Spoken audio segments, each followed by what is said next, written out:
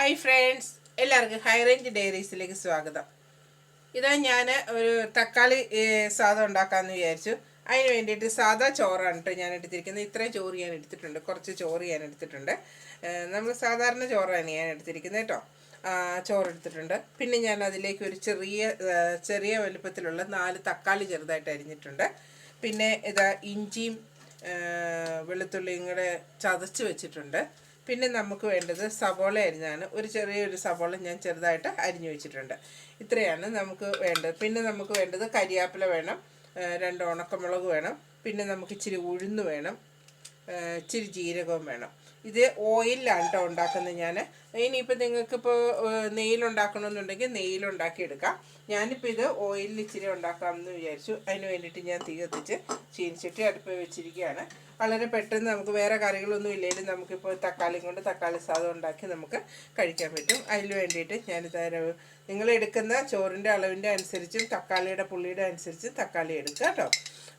അതിലേക്ക് ഞാനൊരു 2 spoon oil ഒഴിച്ചു കൊടുത്തു. ഇനിയിപ്പോൾ നെയ്യ് വേണ്ടവർക്ക് നെയ്യ് ഇട്ട് കൊടുക്കാം കേട്ടോ.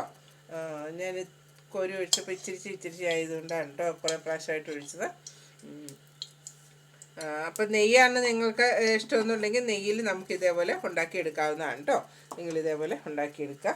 ഞാൻ ഓയിൽ ഒഴിച്ചു. വെളിച്ചെണ്ണയിലല്ല കേട്ടോ, നെയ്യിലാണ് ഉണ്ടാക്കുന്നത്. ഏത് ഓയിലായാലും കുഴപ്പമൊന്നുമില്ല, നിങ്ങൾക്ക് ഇഷ്ടമുള്ള ഓയിലെടുക്കുക. അതിലേക്ക് ഞാൻ കടുക് ഇട്ട് കൊടുത്തു. കടുക് നമുക്ക് ഇട്ട് കൊടുക്കാം. കടുകൊന്ന് പൊട്ടി വരുമ്പോഴത്തേക്കും നമുക്ക് ബാക്കിയുള്ളതൊക്കെ ചേർത്ത് കൊടുക്കാം. പിന്നെ ഞാൻ അതിലേക്ക് കപ്പലണ്ടി എടുക്കണമെന്നുണ്ടെങ്കിൽ കപ്പലണ്ടി എടുക്കാം. ഞാൻ കശുവണ്ടി എടുക്കണമെങ്കിൽ കശുവണ്ടി എടുക്കാം. കപ്പലണ്ടി വേണമെങ്കിൽ കപ്പലണ്ടി, നിലക്കടല വേണമെങ്കിൽ അതെടുക്കാം. ഞാൻ ഇതിലേക്ക് 5-6 ഉണക്ക മുന്തിരിങ്ങയാണ് കേട്ടോ എടുത്തിരിക്കുന്നത്. കടുക് പൊട്ടി വന്നപ്പോഴത്തേക്ക് ഞാൻ ഇത്രയും ഒരു സ്പൂണോളം ഉഴുന്ന് ഞാനിതാ ഇതിലേക്കൊന്ന് ചേർക്കുവാണ്. തീ കുറച്ച് വെച്ചിട്ട് വേണം കേട്ടോ ഇതൊക്കെ പൊട്ടിച്ചെടുക്കാനായിട്ട്, ഇല്ലെങ്കിൽ നമുക്കിത് കരിഞ്ഞു പോവുക. അതൊന്ന് പൊട്ടി വന്നപ്പോൾ ഞാനിതാ മുളക് ഇട്ട് കൊടുക്കുകയാണ്. മുളകൊന്ന് 2ആയിട്ടോ 3ആയിട്ടോ ഒന്ന് കട്ട് ചെയ്തിടുക. പിന്നെ ഇതാ കരിവേപ്പില ഇട്ട് കൊടുത്തു. കരിവേപ്പില നമുക്കിതിലേക്ക് ഞാൻ ഈ മുന്തിരിങ്ങയും കൂടെ ഇട്ട് കൊടുക്കുകയാണ്. കരിവേപ്പിലയും കൂടെ ഇട്ട് കൊടുത്ത് ഇളക്കിയെടുക്കുക. കരിഞ്ഞു പോകരുത്. കരിഞ്ഞു പോകാത്ത വിധത്തിൽ നമ്മൾ തീ കുറച്ച് വെച്ചിട്ട് വേണം ഇതെല്ലാം ചെയ്യാനായിട്ട്. അതിലേക്ക് നമുക്ക് ഒരു നുള്ളി ജീരകവും കൂടെ ഞാൻ ചേർത്ത് കൊടുക്കുകയാണ്. അത് ഞാൻ പറഞ്ഞില്ല, ജീരകമൊക്കെ ആണെന്നുണ്ടെങ്കിൽ നമ്മൾ ചേർക്കുന്നതിൻ്റെ അനുസരിച്ച് എന്തോരം ചോറാണ് എടുക്കുന്നത് അതനുസരിച്ച് എല്ലാം കൂടെ ചേർത്ത് കൊടുക്കാം. ഒരു നുള്ളി ജീരകവും ചേർത്ത് കൊടുത്തു. പിന്നെ നമ്മൾ ഇതിലേക്ക് ചേർക്കുന്നത് ഇഞ്ചിയും വെളുത്തുള്ളിയും കൂടെ ചതച്ച് വെച്ചിരിക്കുന്നതാണ്. ഒരു 4-5 ചെറിയ വെളുത്തുള്ളിയാണ് കേട്ടോ. 4-5 വെളുത്തുള്ളി, ഒരു ചെറിയൊരു കഷ്ണം ഇഞ്ചിയും കൂടിയാണ് ഞാൻ ഇതിലേക്ക് ഇട്ട് കൊടുക്കുന്നത്. അതൊന്ന് വഴറ്റി വരുമ്പോഴത്തേക്കും നമുക്ക് ഈ സബോള ചെറുതായിട്ട് അരിഞ്ഞു വെച്ചേക്കുന്നതൊന്ന് ഇട്ട് കൊടുക്കാം. അതിലേക്ക് ഒരു പച്ചമുളകും കൂടെ ഞാൻ അരിഞ്ഞിട്ടുണ്ട്. അത് വേണമെന്നുണ്ടെങ്കിൽ ചേർത്താൽ മതി കേട്ടോ. അതൊന്ന് നന്നായിട്ട് വഴറ്റിയെടുക്കാം. ഇതിലേക്ക് ആവശ്യത്തിന് ഉപ്പും കൂടി ഇട്ട് കൊടുക്കാം കേട്ടോ. ഇപ്പം നമ്മൾ മറ്റുള്ളതൊക്കെ കരിഞ്ഞു പോകാതിരിക്കാനായിട്ട് ഞാൻ അല്പം ഒത്തിരി തീ കുറച്ച് വെച്ചിട്ടാണ് ഇതെല്ലാം ഉണ്ടാക്കിയത്. ഇച്ചിരിയും കൂടെ വേണമെന്നുണ്ടെങ്കിൽ തീ ഒന്ന് കൂട്ടി വയ്ക്കാം. വെച്ചതിന് ശേഷം നമുക്ക് ഇതേപോലെ സവോള വഴറ്റിയെടുക്കാം. ഇതിലേക്ക് ഞാൻ ആവശ്യത്തിന് ഉപ്പിട്ട് കൊടുക്കുകയാണ്. ചോറിനും കൂടെ വേണ്ടിയിട്ടുള്ള ഉപ്പ് നമുക്കിടാം. അല്ലാന്നുണ്ടെങ്കിൽ സവോള കുറച്ച് ഉപ്പിട്ടതിന് ശേഷം ചോറിട്ടിട്ട് പിന്നെ നമുക്ക് ഉപ്പ് വേണമെന്നുണ്ടെങ്കിൽ ഉപ്പ് പിന്നെ ചേർക്കാവുന്നതാണ്. ഇത് നന്നായിട്ടൊന്ന് വഴറ്റിയെടുക്കട്ടെ കേട്ടോ.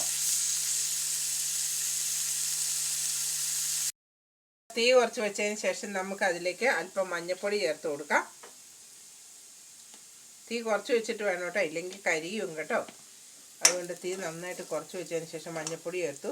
പിന്നെ ഇത് മുളക് പൊടി നിങ്ങളുടെ എരിവിൻ്റെ ആവശ്യത്തിനനുസരിച്ച് മുളക് പൊടി ചേർക്കുക. ഇത് എൻ്റെ കാശ്മീരി മുളക് പൊടിയാണ്, അതുകൊണ്ട് ഞാൻ ഇത്രയും ചേർക്കുന്നുണ്ട് കേട്ടോ. അതുകൊണ്ട് എരിവ് കുറവായതുകൊണ്ട് അത് ഇത്രയും കൂടെ ഞാൻ ചേർക്കുന്നുണ്ട്. ഒരു 1/2 ടീസ്പൂണോളം ഞാൻ ചേർത്തു. ഇത്രയും ചോറല്ലേ ഉള്ളൂ, അതിന് വേണ്ടിയിട്ടാണ് കേട്ടോ. നിങ്ങൾക്ക് എരിവിൻ്റെ അനുസരിച്ച് നമുക്ക് ഇത് ചേർത്തെടുക്കാം. പിന്നെ ഈ മുളക് പൊടി ചേർത്തതിന് ശേഷം ഞാനിതിലേക്ക് തക്കാളി ഇട്ട് കൊടുക്കുകയാണ്. എന്നിട്ട് നന്നായിട്ടൊന്ന് വഴറ്റി എടുക്കുക. ഇത് ഒന്ന് വഴറ്റിയതിന് ശേഷം ഇതിലേക്ക് വെള്ളം ഒഴിച്ച് നമുക്കിതൊന്ന് വേവിക്കാൻ വെക്കണം. തക്കാളി നന്നായിട്ട് വെന്തിരിക്കണം കേട്ടോ. വെന്ത് നന്നായിട്ട് വരണം. അത് ഇതിലേക്ക് നമുക്ക് കുറച്ച് വെള്ളം ഒഴിച്ചു കൊടുക്കാം. എന്നിട്ട് തക്കാളി ഇത് വെന്തോട്ടെ കേട്ടോ. നന്നായിട്ട് ഇത് വേവട്ടെ. ഒന്ന് മൂടി വെച്ചിട്ട് നമുക്ക് തക്കാളി വേവിച്ചെടുക്കാം. തക്കാളി വെന്തോന്നൊക്കെ നോക്കാം. തക്കാളിയൊക്കെ നന്നായിട്ട് വെന്തിട്ടുണ്ട്. അപ്പം അതിലേക്ക് നമുക്കിതൊന്ന് തക്കാളി നന്നായിട്ട് വെന്ത് തുടങ്ങണം കേട്ടോ. അതിന് വെള്ളമൊക്കെ ഒന്ന് പറ്റി എടുത്തിട്ടുണ്ട്. നന്നായിട്ട് ഇച്ചിരി വെള്ളം പറ്റിക്കോട്ടെ കേട്ടോ. വെള്ളമുള്ളതെല്ലാം ഒന്ന് പറ്റിയിരിക്കണം. അതിൻ്റെ അകത്തേക്ക് നമുക്ക് ഈ ചോറൊന്നിട്ട് കൊടുക്കാം.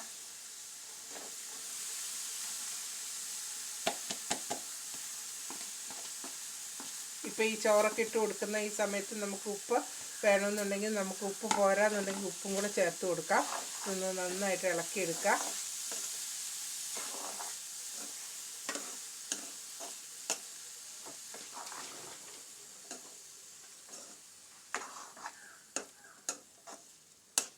ഞാനിത് സാധാരണ ചോറ് വെച്ചാണ് കേട്ടോ ഉണ്ടാക്കിയിരിക്കുന്നത്. ഇനിയിപ്പോൾ പൊന്നിയരി ഇത് ബിരിയാണി അരി വേണമെന്നുണ്ടെങ്കിൽ അങ്ങനെ എടുക്കാം. വെള്ളയരി വേണമെന്നുണ്ടെങ്കിൽ വെള്ളയരി എടുത്ത് നമുക്ക് ഇത് ചോറ് തക്കാളി സാദം നമുക്ക് ഉണ്ടാക്കിയെടുക്കാം. നിങ്ങളുടെ കയ്യിൽ ഏതാണോ അരി ഉള്ളത് അതനുസരിച്ച് നമുക്കിത് ഉണ്ടാക്കിയെടുക്കാം കേട്ടോ.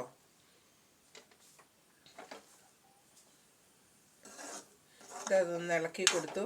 പിന്നെ ഇതിലേക്ക് ഞാൻ അല്പം കായവും കൂടെ ചേർത്ത് കൊടുക്കുകയാണ്. കായത്തിൻ്റെ പൊടിയാണ് ചേർത്ത് കൊടുക്കുന്നത്.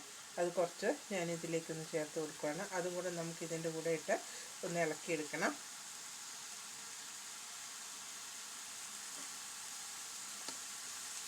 കുറച്ച് കായപ്പൊടിയും കൂടെ ചേർത്ത് നമുക്കിതേപോലെ തക്കാളി സാദം നമുക്ക് ഉണ്ടാക്കിയെടുക്കാം. തക്കാളി ചോറ് നമുക്കിതേപോലെ ഉണ്ടാക്കിയെടുക്കാം.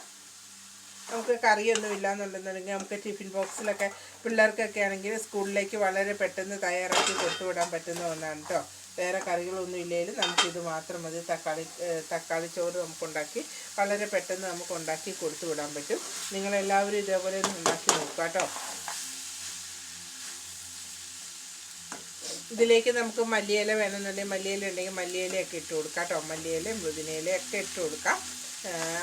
അത് ഞാനിടുന്നില്ല കേട്ടോ. ഇതൊന്നും നിങ്ങളുടെ ഇഷ്ടത്തിന് നിങ്ങൾക്ക് അങ്ങനെയുള്ള ഇലകളൊക്കെ നമുക്ക് ഇതിൻ്റെ കൂടെ ചേർത്ത് കൊടുക്കാം. നിങ്ങളെല്ലാവരും ഇതൊന്നും ഉണ്ടാക്കി നോക്കുക. അതുപോലെ തന്നെ നിങ്ങൾ സബ്സ്ക്രൈബ് ചെയ്യാനും ലൈക്ക് ചെയ്യാനും ഷെയർ ചെയ്യാനും മറന്നു പോകാതെ ഒന്ന് ചെയ്യുക കേട്ടോ. നിങ്ങളുടെ അഭിപ്രായങ്ങളും അറിയിക്കുക കേട്ടോ. തീ നമുക്ക് ഓഫ് ചെയ്യാം. Thank you.